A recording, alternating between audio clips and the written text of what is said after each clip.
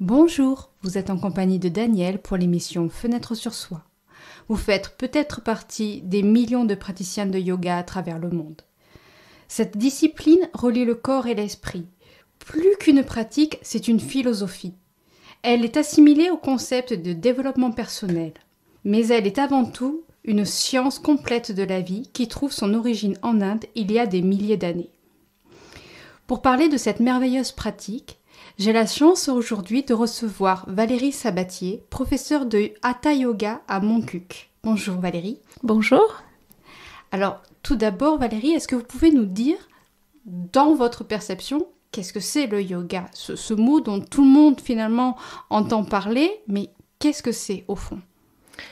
Le yoga, c'est une pratique qui permet de travailler sur le corps, le physique, à travers les différentes postures qu'on appelle asana en sanskrit, qui permet aussi de travailler sur la respiration avec des exercices qu'on appelle les pranayama, qui veut dire littéralement maîtrise du souffle, et qui permet aussi de calmer le mental, les agitations du mental. C'est même un des premiers buts du Hatha Yoga. Le Hatha Yoga, ce mot veut dire aussi force. Hatha, ça veut dire force. Et c'est aussi une pratique qui donne beaucoup de force intérieure parce qu'elle permet justement de développer le calme mental tout en ayant une connaissance profonde de son corps pour se réapproprier un petit peu son corps. On a abordé donc le Hatha Yoga, c'est en Occident l'une des pratiques yogiques les plus connues. Concrètement, qu'est-ce que ça peut apporter en plus de la définition respiratoire ? Qu'est-ce que ça peut apporter pour l'individu de pratiquer le yoga ? Bien, dans une époque actuelle assez agitée, une époque où on est confronté à beaucoup de souffrances, on est très sollicité par les images, le son, de toutes les informations en permanence, mais aussi le monde du travail qui est assez difficile, assez exigeant. Un monde où les êtres sont beaucoup en compétition, on apprend ça déjà depuis l'école.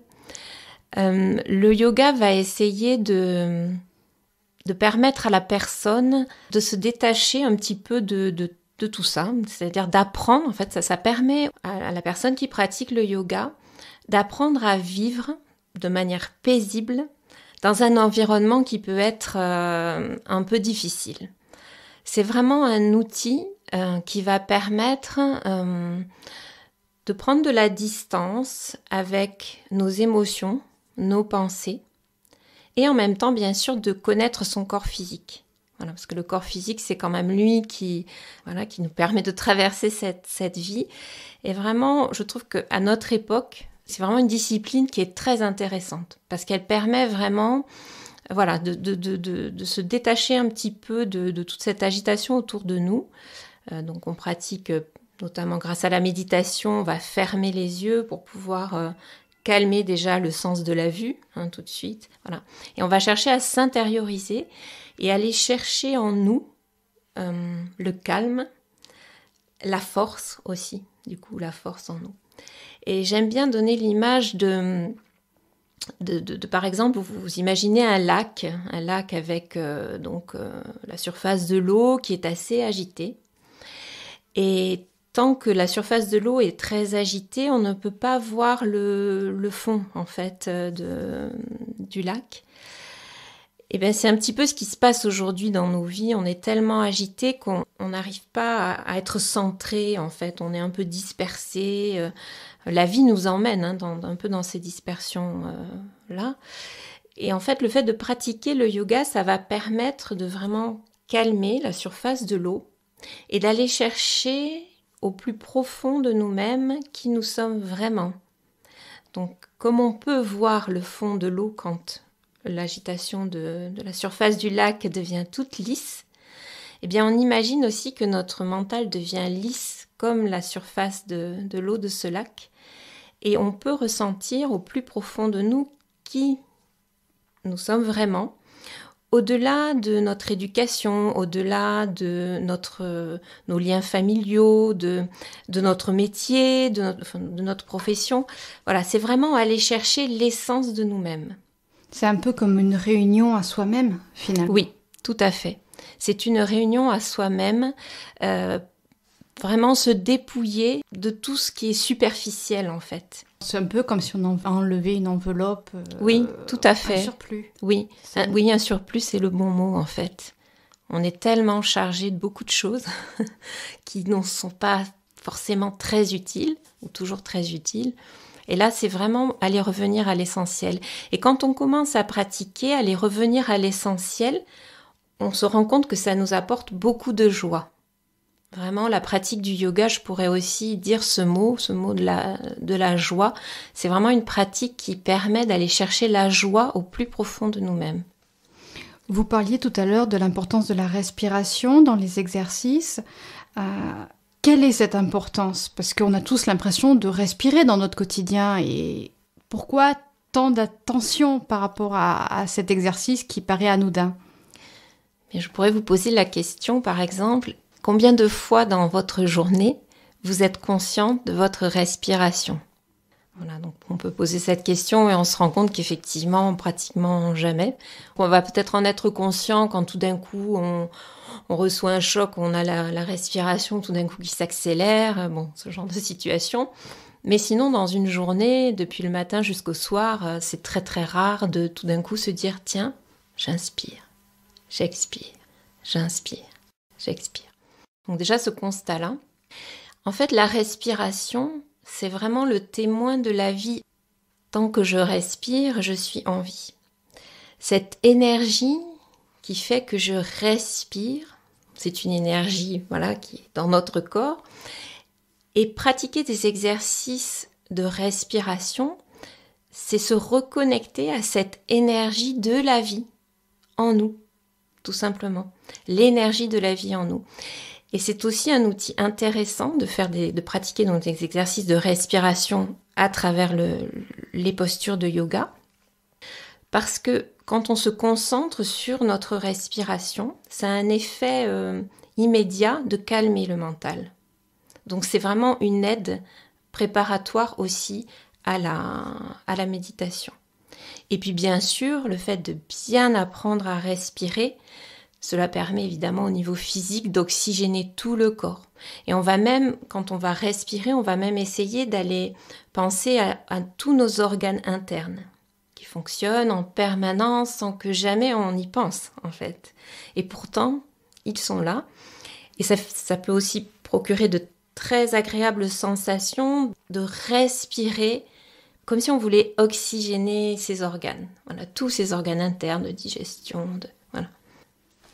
Alors qu'il est vrai que dit comme ça, la respiration, on est tous à se poser la question, est-ce que j'ai respiré pendant que j'ai écouté? Ça peut être intéressant aussi d'observer ça. Exactement. Quand on parle de yoga, on imagine immédiatement des postures compliquées, ou une attitude un peu définie, un peu conventionnée. Qu'en est-il par rapport à ces pratiques, à ces postures? Souvent, on va se dire, j'ai pas la souplesse de faire du yoga, c'est pas possible, c'est pas pour moi. Ou non, c'est trop mou, c'est pas pour moi. Qu'est-ce qu'on pourrait dire comme ça? Alors, les postures, donc les asanas, dans les textes anciens de yoga, donc il y a plusieurs sortes de postures, il y en a énormément. Et ce sont vraiment des exercices différents et précis pour travailler certaines parties du corps. Chaque posture va pouvoir faire travailler le corps sur telle ou telle énergie et on peut associer à telle et telle posture, telle et telle respiration. Pour pratiquer le yoga, il faut quand même un minimum de conditions physiques, on va dire. Si on a vraiment un handicap physique important, peut-être on peut plutôt commencer par faire de la sophrologie, par exemple, le temps de retrouver peut-être un minimum de forme physique. Mais c'est quand même accessible vraiment si on est capable de marcher, 30 minutes par jour, de pouvoir se baisser pour ramasser quelque chose qui est par terre, par exemple. C'est tout à fait possible de pratiquer le yoga. Parce que ce qui est important dans les postures de yoga, ce n'est absolument pas l'image en fait, c'est-à-dire que je sais pas, on va prendre par exemple une posture qui s'appelle le chien tête en bas. Bon, c'est comme si on était en forme de V avec la tête donc vers le sol et puis les jambes, les pieds au sol, bon, les fesses en l'air en fait. Donc pour cette posture-là, par exemple, ce qui va être important, c'est de l'adapter à son propre corps et à ses propres limitations physiques. Dans l'idéal, c'est un V parfait. Mais dans la majorité des cas, les gens vont devoir plier les jambes, peut-être, on ne pourra pas complètement relâcher sa tête. Mais ça, c'est pas très, très grave. Il faut vraiment comprendre que les postures de yoga, elles sont là pour que la personne se l'approprie, en fait. Et d'ailleurs, la mise en posture, c'est aussi intéressant que la posture finale. C'est-à-dire que c'est très important de prendre le temps d'aller poser son corps dans la posture, d'y rester, voilà, mais de sentir vraiment, voilà, de s'approprier la posture et d'oublier vraiment toutes les postures aussi un petit peu compliquées quand on n'a pas de souplesse physique. Au contraire, on peut pratiquer du yoga et même, je dirais, il faut pratiquer du yoga parce que moins on est souple et plus justement le corps est raide et a besoin de s'assouplir. Mais plus on vieillit aussi et plus le corps se raidit. Quand on regarde un bébé par exemple, les bébés sont capables de mettre le pied dans la bouche, de sucer leurs orteils. Bon, et puis plus on va vieillir, plus on va devenir raide en fait. Et donc en fait le yoga va permettre d'entretenir cette souplesse qui est importante parce que pour toutes les articulations, bien sûr, c'est important et ça évite beaucoup de souffrance. Donc moi je dirais qu'il n'y a pas besoin d'une grande forme physique au départ, mais ce qui est important c'est de connaître ses propres limites et quand on participe à un cours de yoga, de ne jamais aller trop loin par rapport à ce que notre corps peut faire. Voilà, parce que des fois, le professeur ne peut pas non plus être derrière chaque personne, mais c'est important que les personnes sachent, voilà, là je dois m'arrêter là parce que sinon je vais me faire mal. Quelles sont en général les démarches des personnes qui viennent suivre des cours de yoga? Est-ce que ce sont des démarches d'ordre musculaire, d'ordre philosophique ou autre? Honnêtement, dans mes pratiquants, j'ai un petit peu de tout, mais peut-être il y aurait quand même un point commun entre des gens qui veulent faire du yoga plutôt que de la gymnastique, du stretching ou ce genre d'autres pratiques. Il y a quand même souvent une souffrance mentale, quand même. On sent que les personnes ont besoin d'apprendre à se calmer, d'apprendre à ralentir leur vie et d'apprendre aussi la méditation, justement. Parce que c'est la méditation qui va aider à cela. Il peut y avoir aussi des personnes qui ont un problème physique particulier et qui viennent vers le yoga parce que ça peut être une approche très douce du corps. Et c'est aussi une approche vraiment très complète. Ce que je pourrais dire peut-être, la différence entre de la gymnastique et un cours de yoga, ça va être l'attention sur le corps, la respiration et les pensées en même temps qu'on pratique. Ramener une unité, c'est ça? Voilà, exactement. Ramener une unité, c'est d'ailleurs la signification du mot yoga, en fait. Parce que le mot yoga, ça vient de la racine juk, et ça veut dire unir. Et on parle donc de cette union, de cet équilibre, en fait, cette harmonie entre le corps, le mental. Voilà. Qu'est-ce qui, selon vous, peut définir l'engouement que le yoga peut porter depuis ces 30 dernières années à peu près, voire même un peu plus? Je pense que c'est un petit peu justement l'agitation de nos sociétés, en fait, où les gens peut-être sont en manque de choses essentielles et on vit quand même dans un monde assez matérialiste et superficiel. Et je pense que les gens ont un besoin profond de retrouver des choses vraies. Et le yoga, c'est vraiment le but du yoga, de retrouver notre vraie nature. Alors on parle de définition de bienfaits physiques, mais il y a aussi une définition de bienfaits sur les plans beaucoup plus subtils, dits énergétiques. Quels sont-ils? Eh bien, quand on commence à pratiquer le yoga, d'abord on commence à prendre vraiment conscience de son schéma corporel. On se réapproprie son propre corps physique jusqu'au bout des ongles, jusqu'au bout de nos cheveux. C'est vraiment une réappropriation complète du corps. De par la respiration, on prend conscience de l'énergie qui circule en nous. Bon, ça peut paraître un peu abstrait comme notion, mais quand on pratique, on en prend conscience de cette énergie. Qu'est-ce qui fait que je respire ? Le côté peut-être plus subtil dans la définition. Déjà les chakras aussi, en rappelant un petit peu à chacun ce qu'est un chakra. Oui. Alors le chakra en sanskrit, on dit le mot chakra. Le mot chakra, ça veut dire roue, littéralement. Et en fait, les chakras, on peut donc visualiser comme un carrefour de l'énergie. On peut visualiser une roue qui tourne. Et comme on connaît peut-être un peu mieux les méridiens chinois, en yoga, on va parler de nadi. Ce sont le nom pour les méridiens, en fait. Et en fait, les chakras, ce sont les carrefours de ces nadis. Donc, ce sont des carrefours de l'énergie, de circulation de l'énergie dans notre corps. Ce sont des carrefours, donc, l'énergie arrive là et est redistribuée dans tout le corps. Bien évidemment, ça ne se voit pas au niveau physique. Si on fait un scanner en radio, on ne va rien voir du tout. Par contre, on peut soi-même ressentir ces chakras. On pourrait dire, par exemple, quand on a un stress, on peut ressentir la gorge qui se resserre, ou dans la poitrine, ça peut se refermer. Et bien justement, au niveau de la gorge, il y a Vishuddhi Chakra, c'est un chakra, le chakra de la communication, de la parole.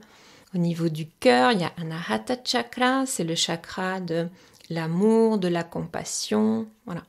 Donc ces chakras, il y en a des centaines dans le corps, mais on en reconnaît certains qui sont plus importants, qui sont situés le long de la colonne vertébrale.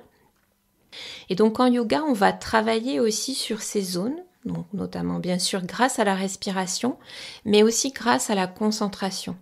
Et on peut aller se concentrer sur ces différentes zones.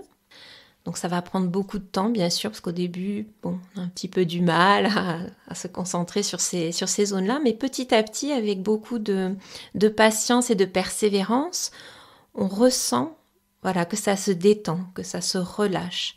Et on peut faire ce travail sur les chakras aussi lors de différentes postures, ou plutôt pour la méditation.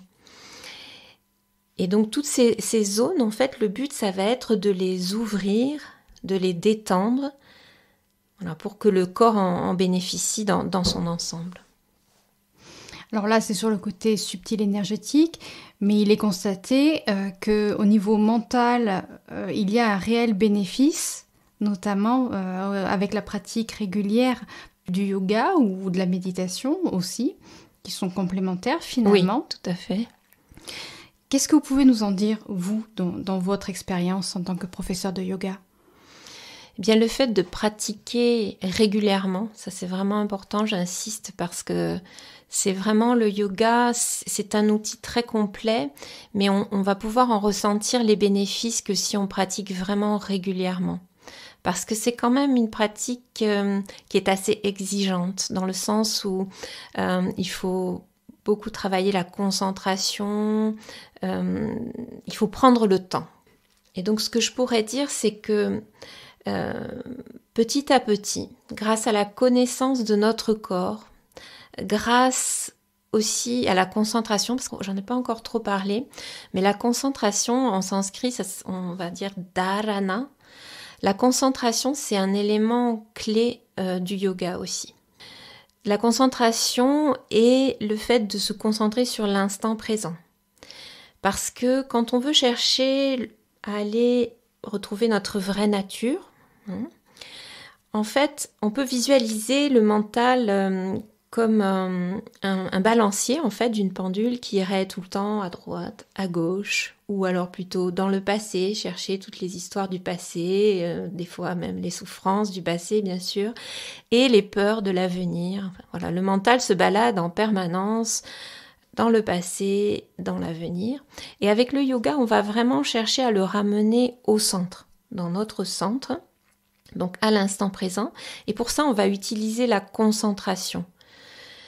Et donc la concentration sur la respiration, sur les postures, sur les chakras, ça va être vraiment un outil essentiel pour aider à calmer ce mental. Quelle est la différence entre la méditation et la concentration? Eh bien en fait la méditation, donc c'est dhyana en sanskrit, c'est le résultat de la concentration. C'est-à-dire que quand on fait les exercices de concentration, on se prépare à la méditation. Et là, le mental, il est très actif puisqu'il cherche à se concentrer. Et vous pouvez visualiser comme si vous cherchiez à vous imaginer, vous voyez dans votre mental, il y a tout un tas de pensées qui sont là, qui arrivent, qui disparaissent, qui reviennent. Et comme si tout d'un coup, toutes ces pensées, vous vouliez les réunir en un seul point. Donc vous l'essayez comme un faisceau laser. Donc vous essayez de vous concentrer sur un seul point et d'ignorer en fait toutes les pensées autour. Et quand vous réussirez à maintenir cette concentration sur un seul point, alors, et seulement alors, le mental entre en méditation, dhyana. C'est la résultante en fait de la concentration. Et je pourrais dire de tous les exercices qui ont précédé, bien sûr, c'est-à-dire les exercices de respiration, les différentes postures, ou d'autres exercices de l'Ashtanga Yoga, des 8 membres du yoga, dont je crois nous allons parler après. Donc la dhyana, c'est vraiment un état dans lequel le mental ne fait plus rien. C'est vraiment l'état dans lequel vous êtes...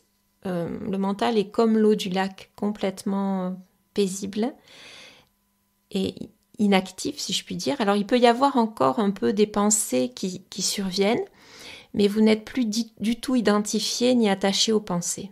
Vous voyez la pensée qui naît dans le mental et qui disparaît, qui naît et qui disparaît. Justement, on va y venir à ces 8 voies du yoga. Quelles sont-elles? Alors, les 8 voies du yoga commencent par 2 voies qui s'appellent les yamas et les niyamas. Alors ça, je ne vais pas toutes vous les énumérer parce que ça serait un petit peu long, mais ce sont des disciplines de vie, par exemple, c'est des attitudes de vie comme la non-violence, comme le fait de, dans la nature, ne prendre que ce dont nous avons besoin, voilà, ce genre d'attitude. Donc ça, ce sont les 2 premiers membres. Le 3e membre, ce sont les postures de yoga, les asanas. Donc toutes les postures qui vont permettre de détendre le corps, de l'assouplir et de le connaître aussi. Le 4e membre, c'est les pranayamas. Donc ce sont des exercices de maîtrise du souffle ou de maîtrise de l'énergie dans le corps, puisque prana veut dire énergie en sanskrit. Donc pranayama, c'est maîtrise du souffle. Le 5e membre, c'est pratyahara. Pratyahara, ça veut dire retrait des sens. Parce que comme nous allons chercher à calmer le mental, les sens, nos 5 sens, ils sont là pour, au contraire, nous prévenir de tout ce qui se passe autour. Et donc c'est la porte d'entrée à toutes les pensées et toutes les émotions. Et donc en yoga, on va chercher à retourner les sens comme si on voulait que tous ces sens, plutôt qu'ils soient dirigés vers l'extérieur, se dirigent vers l'intérieur. Donc il existe aussi des pratiques spécifiques, des petits exercices spécifiques pour travailler cela. Voilà. Donc pratyahara. Ensuite nous avons dharana. Dharana, donc c'est la concentration. Donc là aussi des exercices de concentration qui prennent différentes formes. Ensuite nous avons dhyana, le 7e membre, la méditation. Et enfin le dernier membre, ça s'appelle samadhi. Et samadhi, ça veut dire en sanskrit, c'est l'état de béatitude. Une espèce d'illumination. Voilà, c'est ça. C'est toute une philosophie, en fait, initialement. Oui, bien sûr, c'est toute une philosophie de vie. Quand on souhaite vraiment pratiquer le yoga, qu'on entre dans le monde du yoga, c'est très très riche parce que ça touche à toute la vie en fait, à tous les aspects de la vie. C'est vraiment pour moi un outil qui permet de traverser toutes les difficultés de la vie. Un outil qui permet d'apprendre aussi à se servir de notre corps, de notre mental, à maîtriser notre mental aussi. Mais alors, ce qui est important aussi, c'est peut-être de dire, par rapport aux pensées, à l'agitation des pensées, parce que je sais que ça concerne souvent beaucoup de personnes, le but, ça va pas être d'arrêter de penser ou de refuser les pensées, les émotions. C'est plutôt de prendre de la distance, d'essayer d'être témoin de nos émotions et de nos pensées. Je pense notamment, par exemple, à des personnes qui peuvent avoir subi des traumatismes et pour lesquels le yoga peut vraiment faire beaucoup de bien. Le but, ça va pas être de dire non, je veux plus se ressentir cette souffrance. Ça va être au contraire de la regarder, de l'accepter, de l'accueillir. Et déjà, quand on se place dans cette position de témoin, on n'est plus identifié à l'émotion. Et c'est vraiment cette petite différence là, qui permet d'aller trouver le calme. Et les enfants dans tout ça, est-ce qu'ils peuvent pratiquer le yoga ou est-ce qu'il y a un âge requis avant d'entamer cette démarche-là? Alors je dirais que avant l'âge de 12 ans, on peut pratiquer le yoga, mais ça va être très adapté donc aux enfants. Il faut pratiquer un yoga qui soit amusant, parce que c'est vrai que le yoga, il y a beaucoup de postures qui ont des noms d'animaux, donc on peut aussi quand même aussi faire quelques petits exercices de respiration, mais ça va rester très simple. Il ne faut pas faire quelque chose de trop compliqué. À partir de 12 ans, on peut commencer à leur apprendre vraiment la méditation, les bases du yoga. Oui, à partir de 12 ans, c'est tout à fait possible et même recommandé, je dirais. Ils ont cette disponibilité-là physique et peut-être aussi dans la réflexion par rapport à la démarche? Oui, tout à fait, parce que quand on a la chance de pouvoir l'apprendre jeune, on met en place des habitudes, permettre de gérer les émotions, le stress. On peut les mettre en place quand on a la chance de pouvoir les mettre en place à l'âge de 12 ans. C'est vraiment un grand bénéfice pour l'avenir. Nous arrivons bientôt au terme de cette émission. Le mot de la fin, pour vous, ça serait quoi? Ça serait de dire peut-être que le yoga, c'est vraiment une science de la vie qui apprend à trouver la joie et l'amour au plus profond de nous-mêmes. Parce que c'est vraiment notre vraie nature, au plus profond de nous-mêmes. Quand on est dépouillé de toutes les émotions, qu'elles soient négatives ou positives d'ailleurs, quand on va chercher ce calme au plus profond de nous-mêmes, on est dans une grande joie. Et une joie permanente. C'est une joie profonde, forte, stable et durable. Ce n'est pas une joie qui va être liée aux événements extérieurs, parce qu'elle est là, au plus profond de nous-mêmes. Très belle approche. Si vous souhaitez en apprendre un peu plus sur la démarche du yoga, vous pouvez retrouver Valérie à Montcuq. Oui, donc je donne des cours sur Montcuq le jeudi soir et le vendredi matin. Voilà. Vous avez peut-être un site internet? Oui, ça s'appelle l'Atelier Yoga et Méditation. Voilà. Alors, Atelier Yoga et Méditation à Montcuq avec Valérie Sabatier. Merci. C'était Daniel en compagnie de Valérie pour l'émission Fenêtre sur soi. Je vous souhaite à tous du soleil dans votre cœur et des sourires dans votre tête. Et je vous dis à très vite. Au revoir.